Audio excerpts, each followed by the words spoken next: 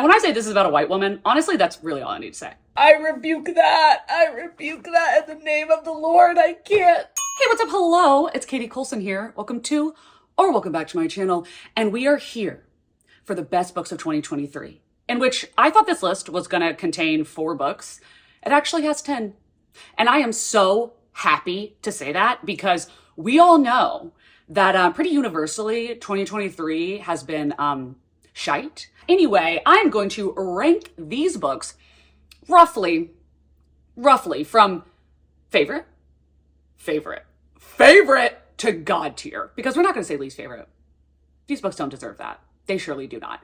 And I'm going to try to, as long as it's not spoilery, I want to read a quote out of the books that I think has beautiful writing to kind of get you a taste of what it is that made me fall in love with the book. So all of that being said, let's jump straight in to book number 10, Jade Song. Here with Chlorine, when one of the most beautiful covers I have truly ever seen. So short, so weird. I would say that if you like that sweet spot between what is going on and beautiful writing, not purple prose, not that. I don't like flowery writing. I'm talking about short, punchy, like poetry, and so poignant, then you will love this. This girl, she has been a competitive swimmer since she was 4, I believe, and she's obsessed with mermaids.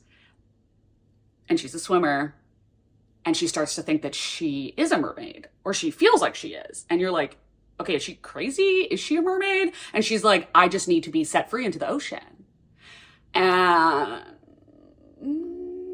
it's a mental spiral. That's what I'll say. That's the best way to describe it. This is a mental spiral of something that may or may not actually be happening.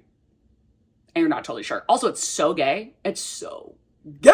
I've got a bloody good idea. Let's use my gaydar in order to locate some gay people. They'll be able to help us. This quote, it says, "The day I first met Jim," who is her swim coach, "was the day I first entered a pool. It feels perverse to recall my first time in water, my now home and most vital resource, as a simultaneous memory of the introduction between Jim and me, but alas, nearly every human memory is corrupted by the fact that it is a memory of being human." Like, I get that in her head, she's like, because I'm a mermaid. But to me, I was like, that is so deep. I see what the author was doing. Jade Song, I see. You have layers, girl. You have layers, and I love all of them. Like, we're saying things like that in a book that is this tiny and this beautiful. Like a beautiful gown with a beautiful interior and personality. Pick it up. And at number 9, shockingly, because I historically do not like sci-fi, and I do not like short stories. Like, you will not find one on the shelf, okay? But when I tell you number 9 is How High We Go in the Dark by Sequoia Nagamatsu, I loved this experience. I freaking loved it. And I read this in December of last year after I cut off my reading year, like I have this year. And I thought to myself, is this as good as I remember? It's too long ago. I went and listened to just the first chapter and was like, oh, absolutely, 5 stars shooting into the sun. Are you kidding me? This is so freaking good. And this is basically a series of short stories where there is a team of scientists that are doing some deep diving into the Arctics of, is it Russia? I can't remember.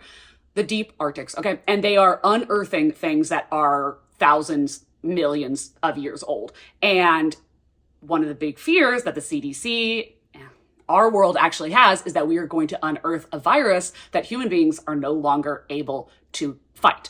And that is what happens in this. So a pandemic goes out and starts wiping people out. And you're basically following, in these short stories, different forms of sci-fi, whether that is like medical inventions, entertainment inventions, things like that, that have been made because of this pandemic. And as an example, I will say that we do follow a character who works at an amusement park that is an amusement park that's like hospice. People bring their children in their last days because they don't want them to die sad. So they take them to this amusement park. I'm not gonna tell you. But this was so good. It's so well written. The audiobook is fantastic, and each one of the stories is told by a different narrator.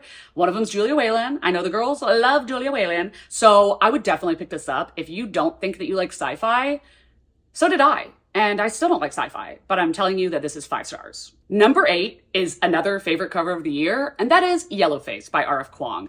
Like, look at that, but then also, are you kidding me? And like, yeah, we surely did tab, but we did it at the top because we were not gonna mess this up, not on your life.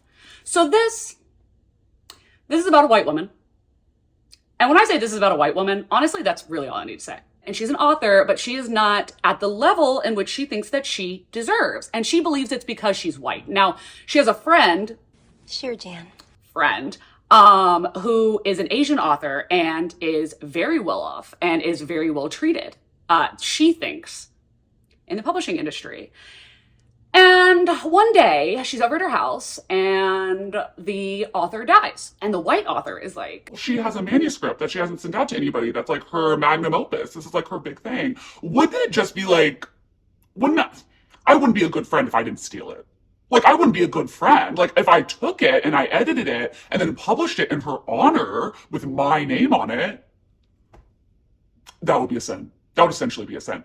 This is so well written, but to be honest, the biggest reason I love this is the absolute cojones. The cojones of R.F. Kuang, because she really read every single bit of the publishing industry to absolute filth. And HarperCollins published this and really probably thought she wasn't going to talk about them. Oh, she did. We're in the very beginning of the book. We are on page 5, and this is what she's hitting us with.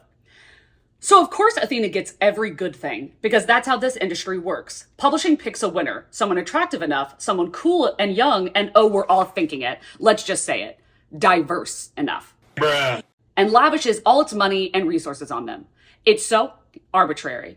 Athena, a beautiful, Yale-educated, international, ambiguously queer woman of color, has been chosen by the powers that be. Meanwhile, I'm just brown-eyed, brown-haired June Hayward from Philly, and no matter how hard I work or how well I write, I'll never be Athena Lou.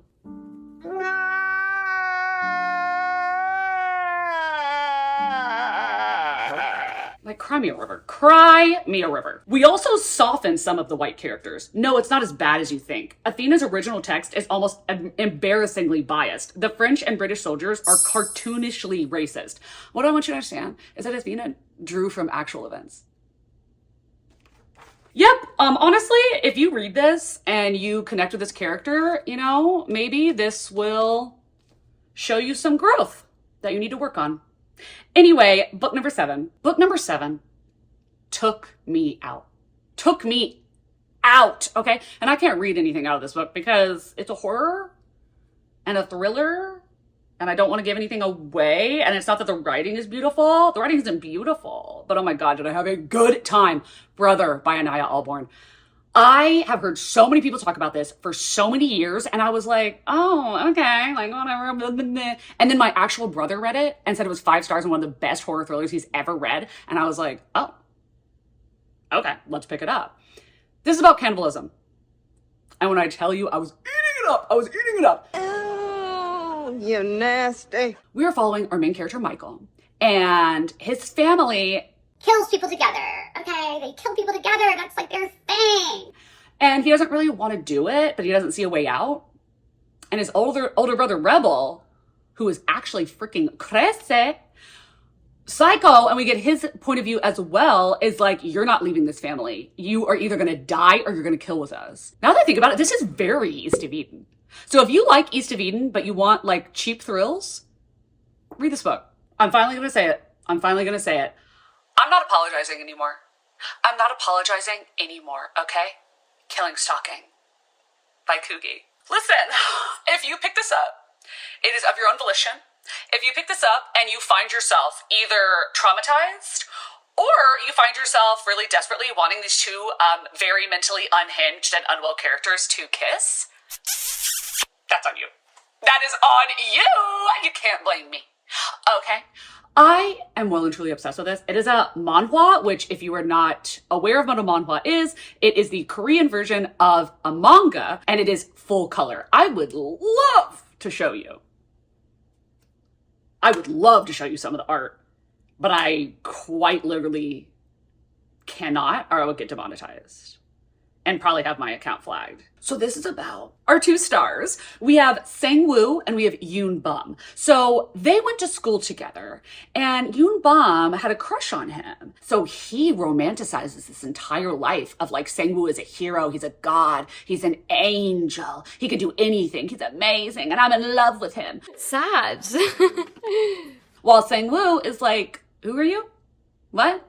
So Yoon Bum becomes obsessed, stalking Sang-woo, stalking him. And when that's not enough, he breaks into Sang-woo's house because he wants to lay in his bed. He wants to wear his clothes. But then he's like, what's that noise? What is it that I'm hearing? Is that somebody screaming? Is that somebody? No. And he follows the noise into the basement. And you can just go ahead and assume what he finds there. You can just go ahead and assume what Sang-woo is up to. And Sang-woo finds Yoon Bum finding his stash of crazy and is like, well, gotta kill you. Hey, Paul! Ah! And Yoon Bum is like, No, I don't care that you're doing this. You're amazing. I love you. I just want to be with you. and Sang-woo is like, Say what? This is not the reaction I was expecting. You're obsessed with me? Oh. Thank you. I appreciate it. I mean, I am a hot god of a man, so what's up? and he breaks Yoon Bum's legs so that he can't escape and they can be together. That was funny for a minute. That was funny for a second, and then I really had to just take that dark twist. Anyway, this is so good. It's so phenomenal. Please read it. But if you can't handle it, again, that's on you.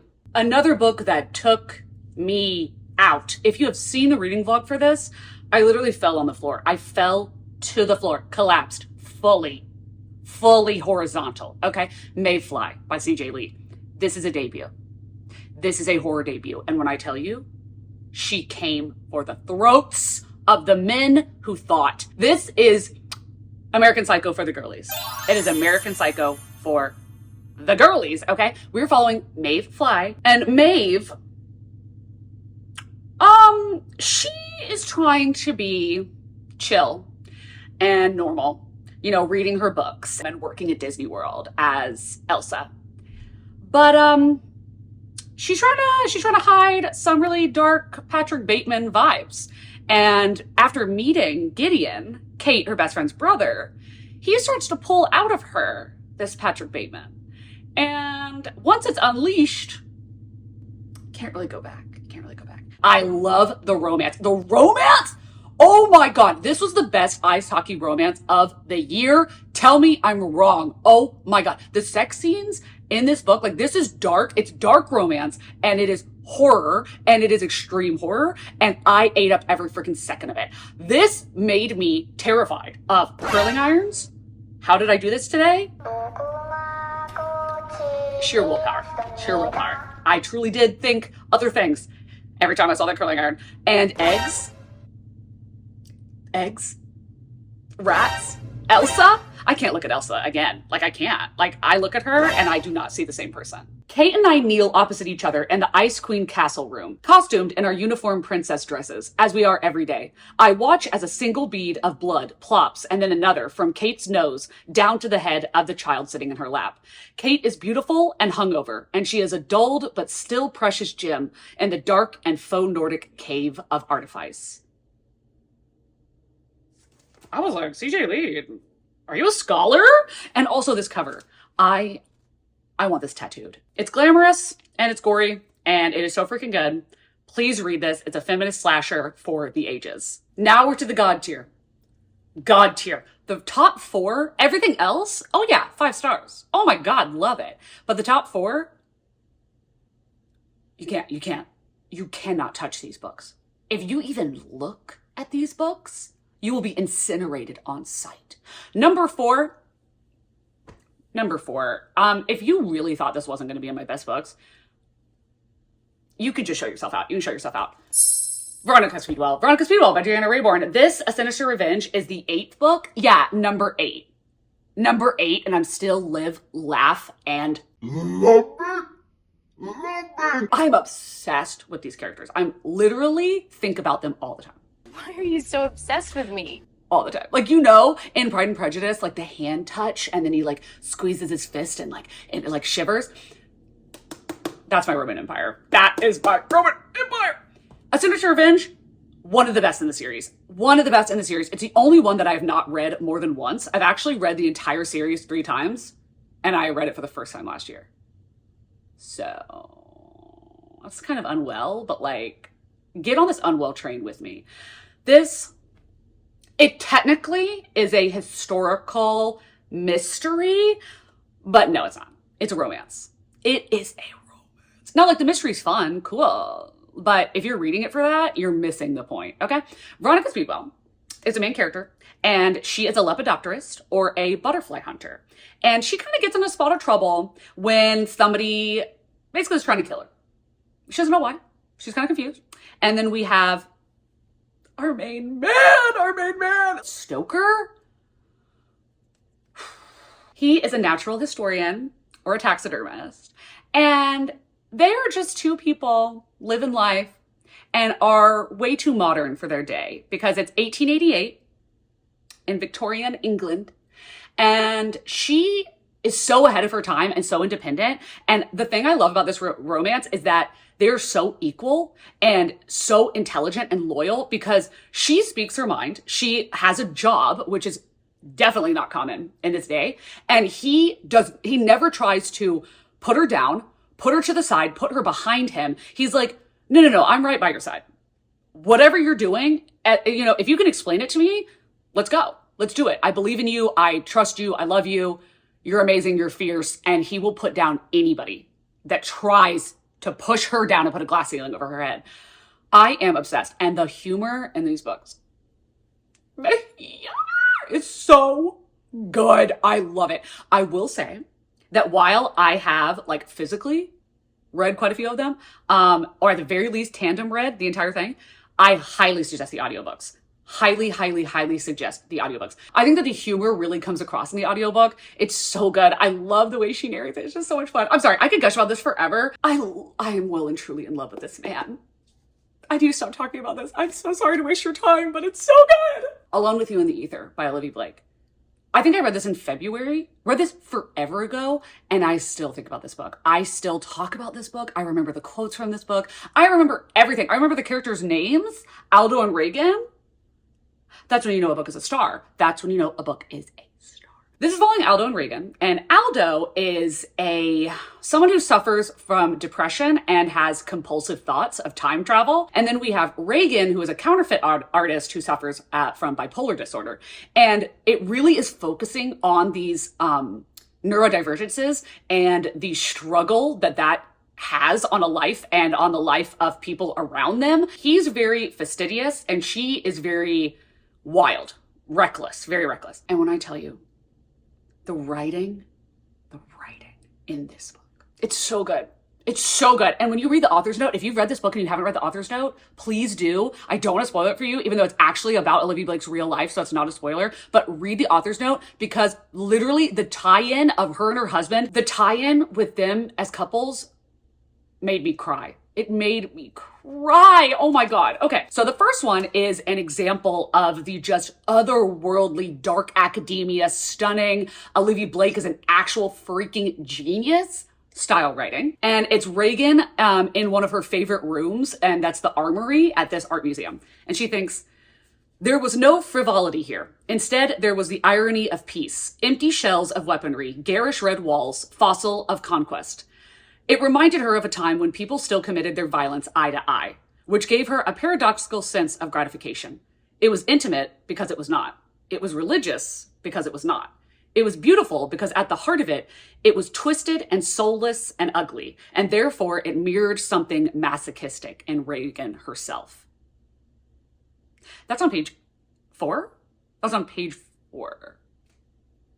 Bars. Olivia Blake. I was like, this is poetry. This is like simultaneously poetry and a textbook on like how to be a freaking genius. I could well and truly talk about this for the rest of my life. And then we have one that is so beautiful. Like the way that they think about each other and describe the feelings of lust and like and love is just so beautifully told. So he's looking at Reagan and he's staring a little bit too long. And she's like, what's going on in your head? Like, what is happening? What did you learn? That I could study you for a lifetime, carrying all of your peculiarities and discretions in the webs of my spidery palms and still feel empty-handed.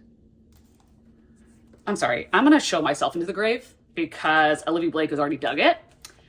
We're only gonna have one more because you need to go out and read this book. This is about mental illness and the internal struggle and the struggle to have someone want you when you don't want yourself.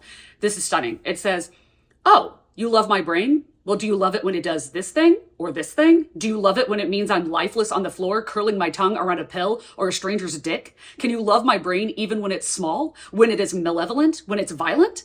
Can you love it when it doesn't love me? My heart is like racing. Like if you haven't read this book, like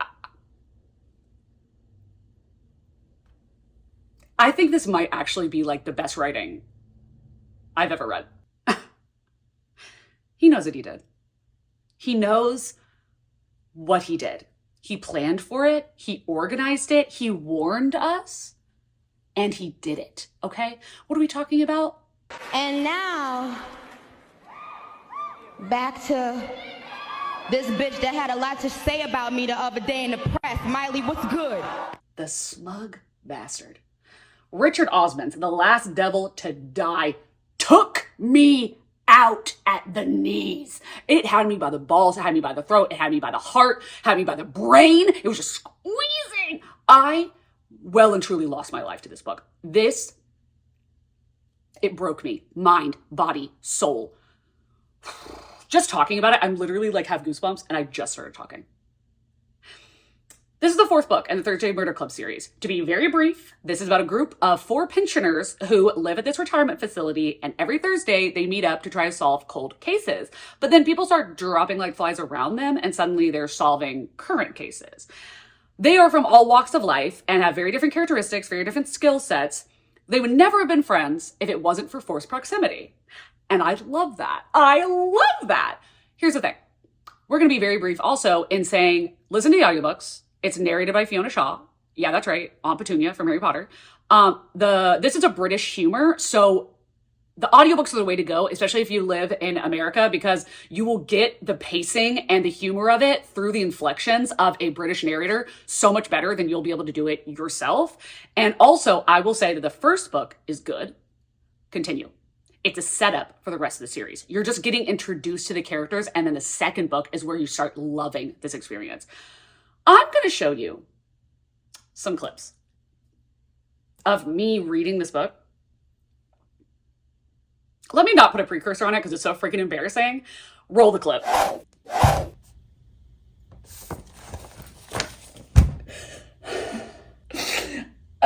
Oh no! And when I saw Ron trying to run to her, that was love. Shut up! Richard Osman! I can't! This was supposed to be a fun time!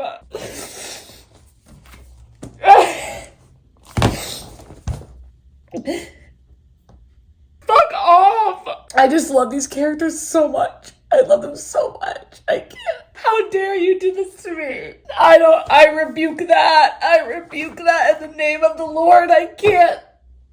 No. I need another drink.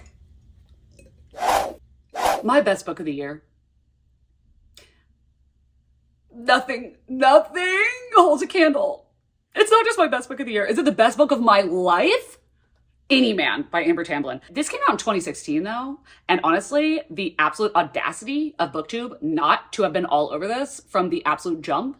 But I am willing to put in the work to force this down as many people's throats as I possibly can. This book is very triggering. It's very triggering. Okay, so if you cannot handle it, do not read it, because I'm telling you, I had to set this book down so many times and walk away because the emotions, the feelings, the fear, the anxiety is just so freaking intense.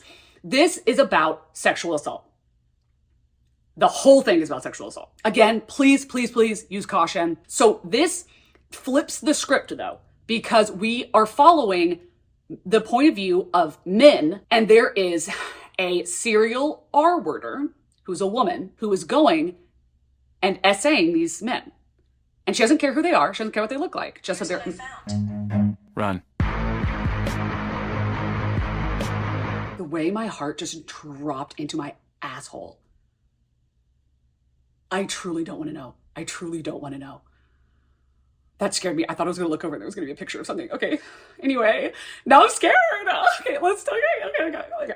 Anyway, Maud, this terrifying woman, she sexually assaults these men.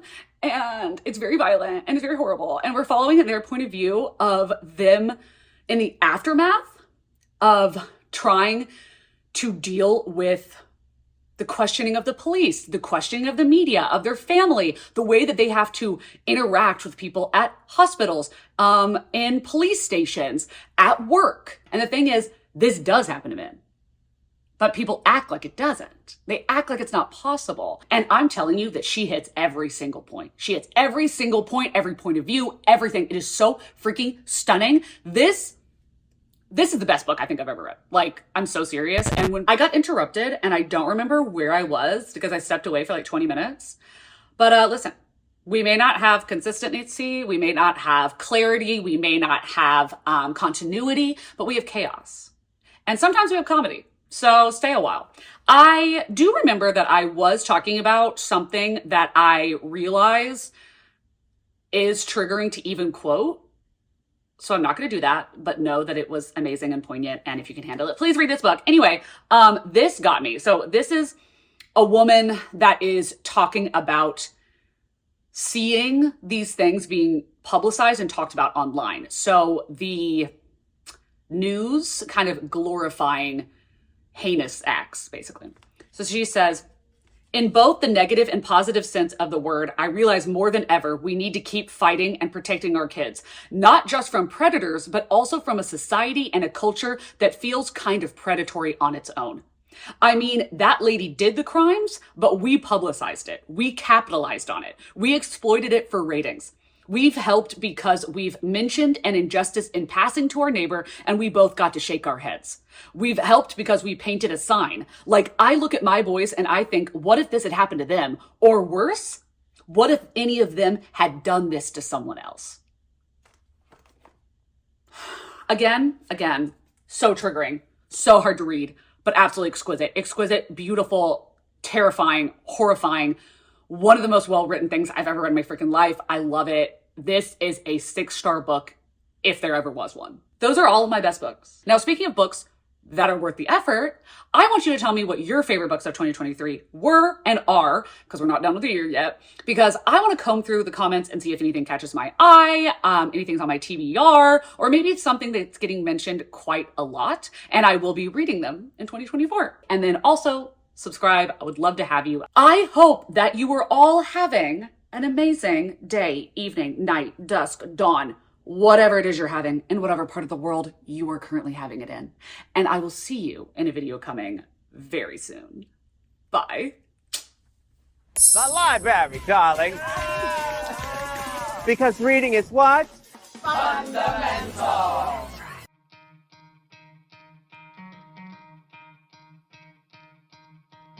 You could try to play it, but you're never gonna beat me. Look the other way, what I'm doing ain't easy. Bloody hands stained from the people who deceive me. Muddy hands break through the chains, go free me. Looking for change, looking for pain. Pulling a mob, pushing a train. I'll never stop, stick to a lane. Pick up the pieces and go rearrange.